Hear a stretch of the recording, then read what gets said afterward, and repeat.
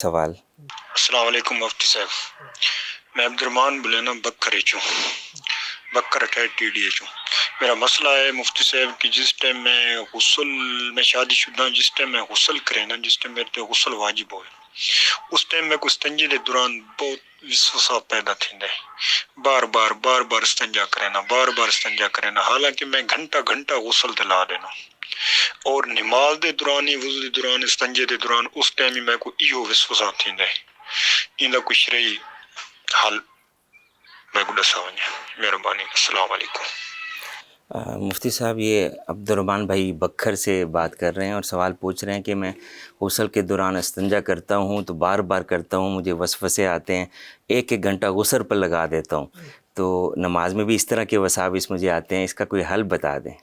بسم اللہ الرحمن الرحیم۔ اصول آپ نے یاد رکھنا ہے جناب کہ وسوسے وہیں پر آتے ہیں جہاں پر ایمان کی دولت ہوتی ہے۔ چور بھی چوری وہیں کرے گا نا کہ جہاں اسے مال نظر آتا ہے۔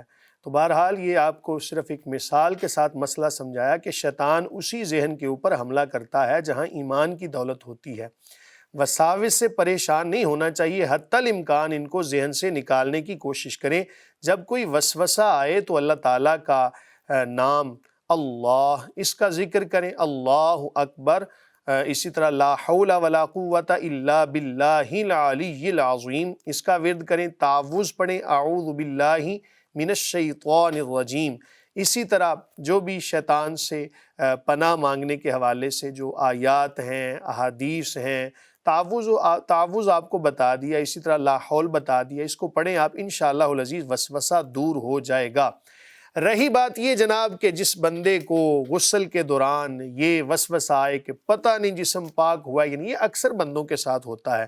آپ نے جناب 3 مرتبہ اپنے جسم پر پانی بہانا ہے، اس کے بعد بالفرض وسوسہ آتا ہے 1 مرتبہ اور بہا لیں، لیکن 4 سے زیادہ بار پانی بہانا یہ اسراف کے اندر آئے گا۔ اگر پھر بھی وسوسہ آتا ہے تو اس کو سائڈ پہ کر دیں۔ آپ نے یقینی طور پر اس بات کو اپنے ذہن میں بٹھا لینا ہے کہ میرا جسم پاک ہو چکا ہے۔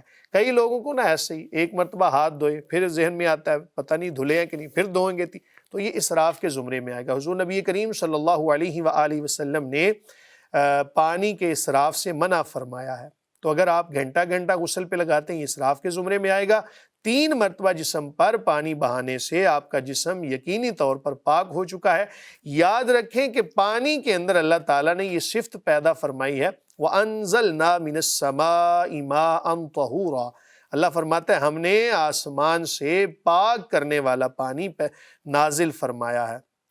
بارش کا پانی ہے، زمین سے نکلا ہوا پانی، کسی طرح کا بھی ہے، جب 1 مرتبہ جسم پہ بہہ گیا تو جسم پاک ہو گیا۔ اصول آپ نے ایک اور یہ بھی یاد رکھنا ہے کہ حضور نبی کریم صلی اللہ علیہ وآلہ وسلم کی مبارک سنت کیا ہے؟ آپ نے فرمایا کہ کوئی بندہ اگر 1 مرتبہ وضو کرتا ہے تو ٹھیک ہے، لیکن یاد رکھیں کہ 2 مرتبہ کر لینا بہتر ہے، اور 3 مرتبہ کر لینا یہ انبیاء کے طریقے پر عمل کرنا ہے۔ اس سے زیادہ جس نے کیا اس نے جناب سنت سے روگردانی کی، سنت سے وہ ہٹ گیا۔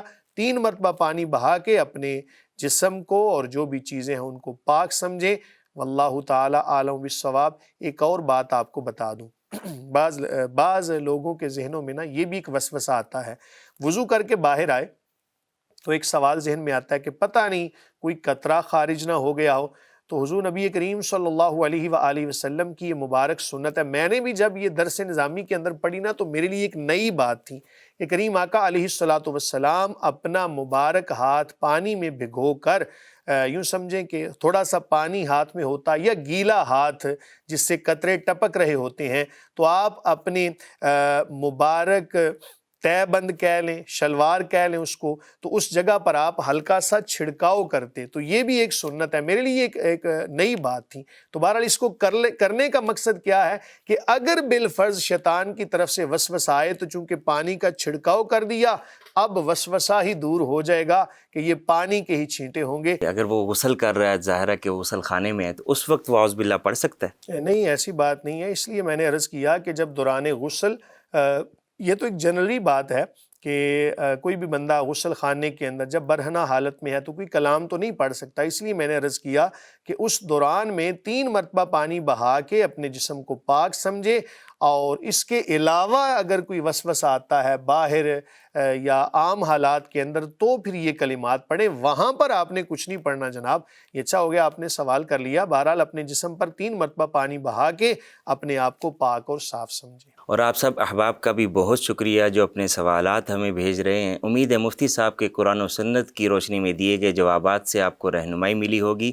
سب دیکھنے والوں سے گزارش ہے کسی بھی دینی، اخلاقی، شرعی اور اصلاحی معاملے میں اگر رہنمائی چاہتے ہیں تو مفتی آن لائن میں اپنے سوالات سکرین پر دیے گئے نمبر پر بھیجیں، یا آپ ہمارے سوشل میڈیا کے ذریعے بھی ہم سے رابطہ کر سکتے ہیں.